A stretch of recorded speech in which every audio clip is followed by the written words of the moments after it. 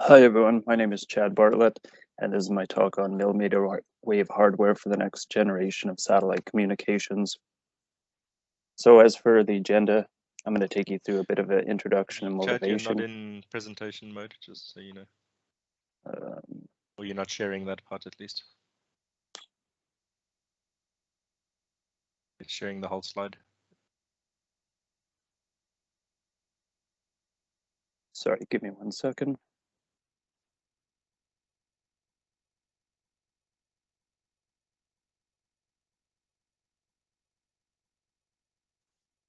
Is that better? Yep. Okay, sorry about that. As for the agenda, I'm going to take you through a bit of an introduction motivation for pushing towards millimeter wave high frequency bands. I'll give you a preface of some existing filters and the challenges that we face moving to higher frequency bands. I'll go through the inception of our filter solutions, where really what I'm trying to do is apply different approaches for different circumstances, which is really, in short, using the right tool for the right job. We're going to go through some of the fabrication and the measurements of my prototypes, and I'll follow up with a conclusion and a few words on future work. So as an overview, what's happening in the W-band region, at least in the cavity-based space, you have your traditional methods, which are on the left, which encompass CNC milling and laser micromachining. And on the right, you have more novel methods, which include additive manufacturing and subtractive methods, such as deep reactive ion etching and hot embossing. So the reason I bring this up is that about 66% of the work in the literature is based around four-pole Chebyshev designs. And what's really happening here is people are using four-pole filters to test the viability of their technology. But at this point, especially with additive manufacturing, we should be using the technology to really push novel designs and more complex designs in monolithic scale. So also, when we're looking at W-band bandpass filters, it's very easy to scale from high frequency designs down to low frequency. So essentially you can make anything big and that's no problem. It's easy to work with. But when you go the opposite direction, trying to make some of the more complex filters at the W-band, this has many, many challenges such as tolerances, perturbations. You're never going to get small tuning screws. So what we really need is a simplification of the milling procedure. We need robust designs that don't have tuning elements. And generally, the Q factors are quite low in the existing literature.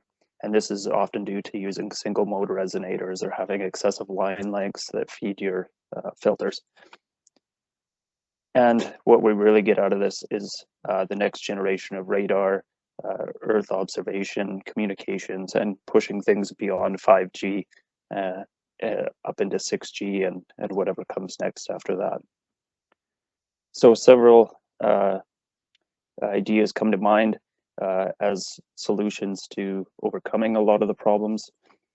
The first one is using higher order modes in our filters, simplifying the milling procedures, using a minimal assembly. So try to at least keep this in a split block design rather than stacked or multi-part designs that can be complex or difficult to align.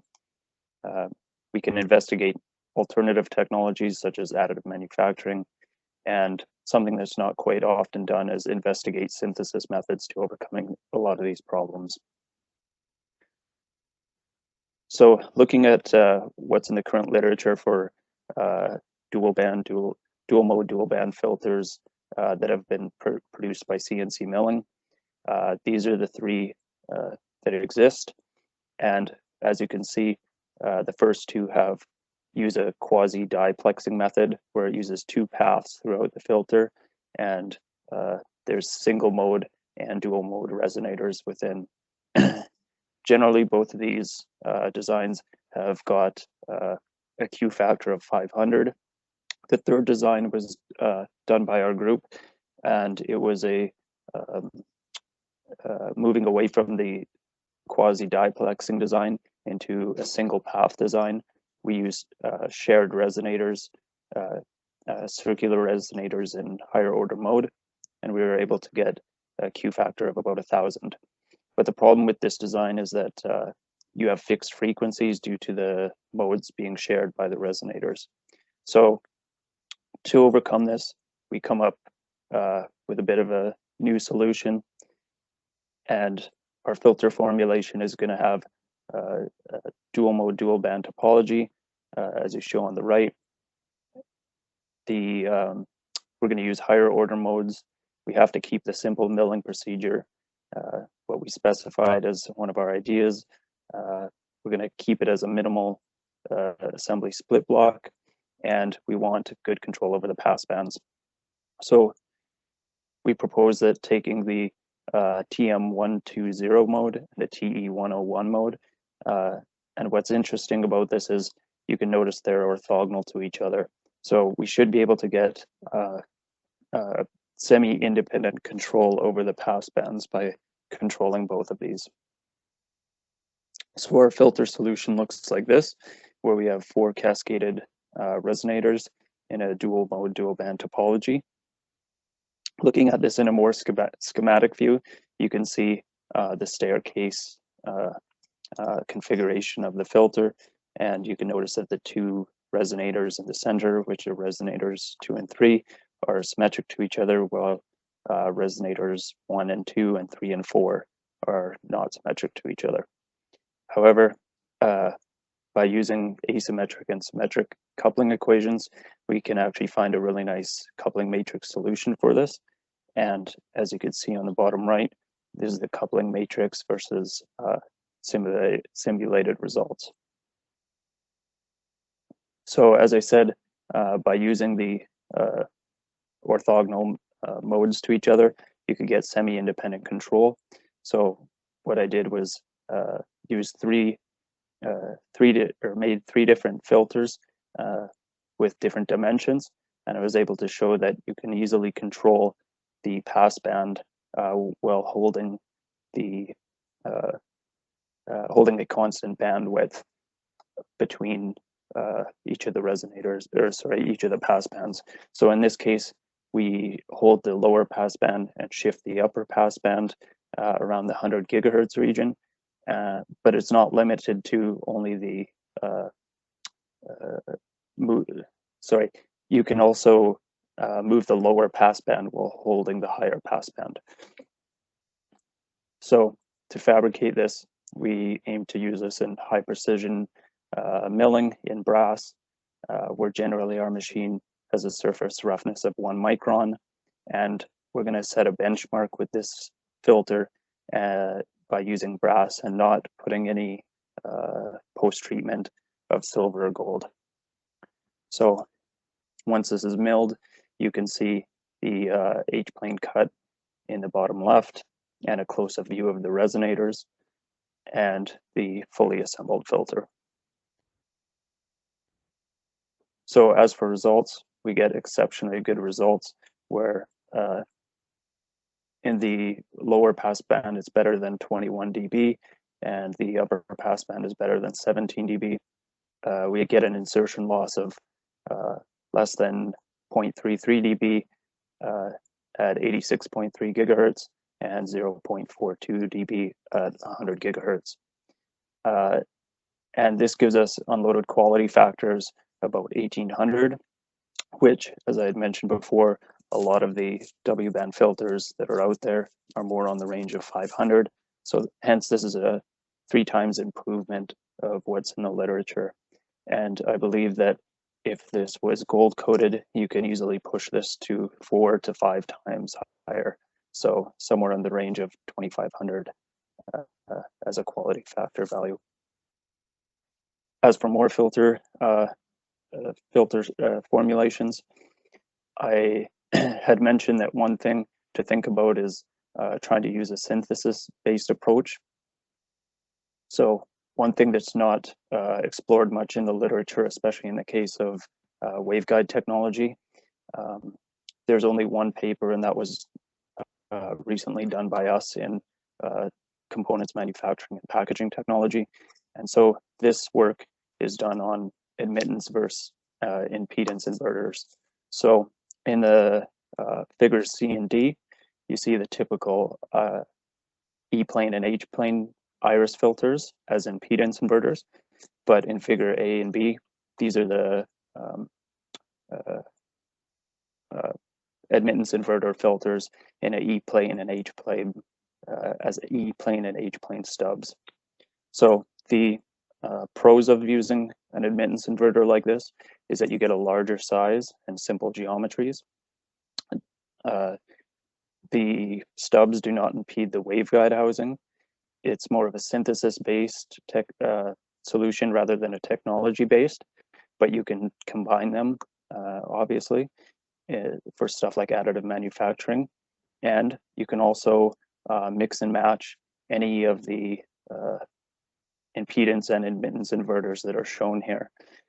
But some of the cons that come with this is that by using large structures like this, you get overmoding and quite a few spurs bands. You get rejection band trade-offs, which I'll discuss a little bit more in the next slides.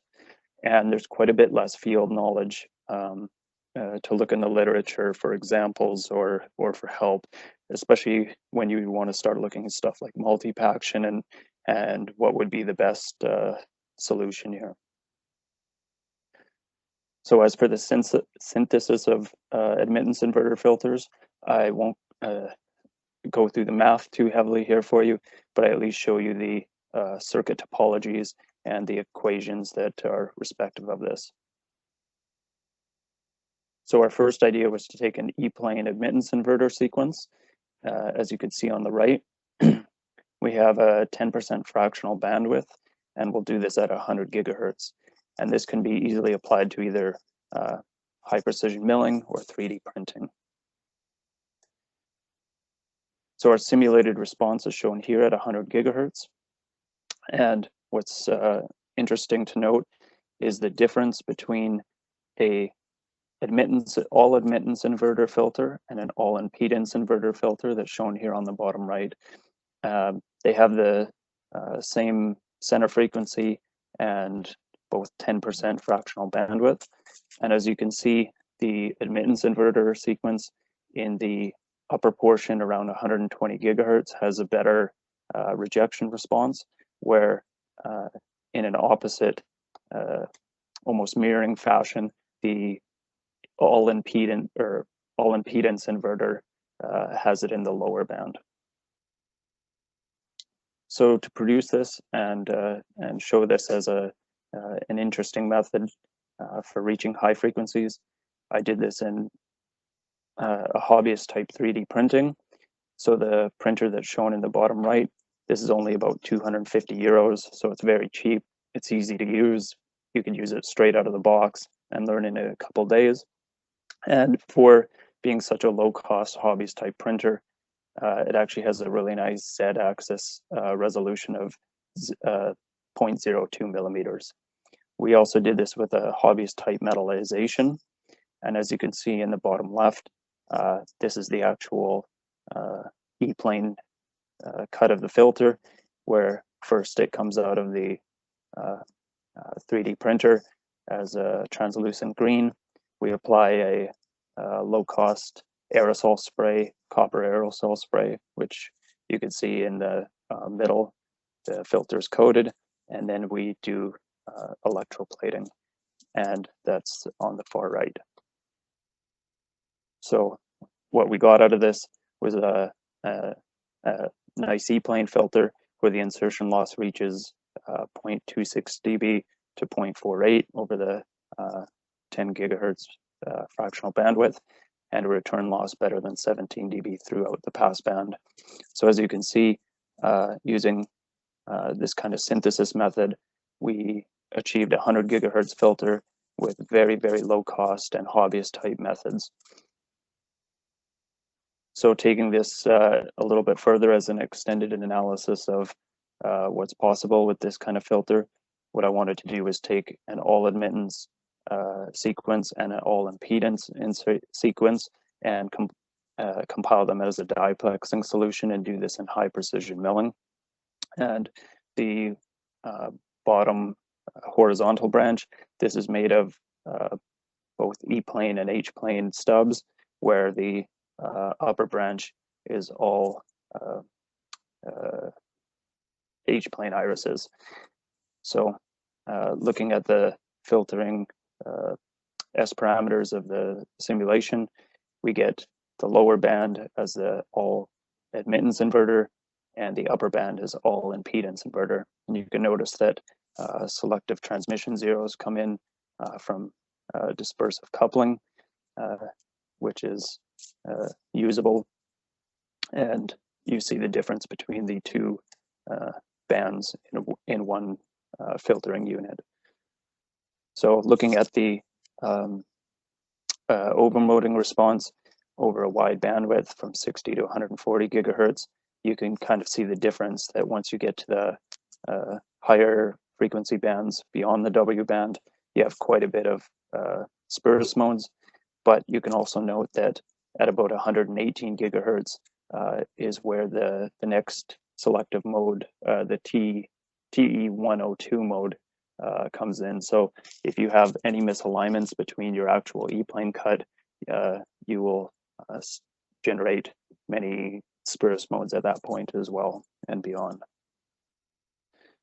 So using high precision milling with an E-plane cut, we selected an E-plane cut because Chad, your time is finished, so just please wrap this up. Okay. To reduce passive intermodulation, and we use a 0.4 millimeter radius cutter, and on the bottom is the actual produced filters, and as you can see, we get a really nice filter response, and which is very accurate and has a return loss of better than 21 dB. So for conclusion, taking you through a bit of a motivation for filters, or for high frequency filters, we moved to a single path solution rather than a quasi diplexing solution for dual mode dual band filters. We were able to achieve a very high Q factor of 1800. I've taken you through a bit of a synthesis based approach for leading to new and interesting structures that are achievable, and for overcoming difficult dimensions and geometries. So thank you. Okay. Thank you, Chad, for your interesting presentation.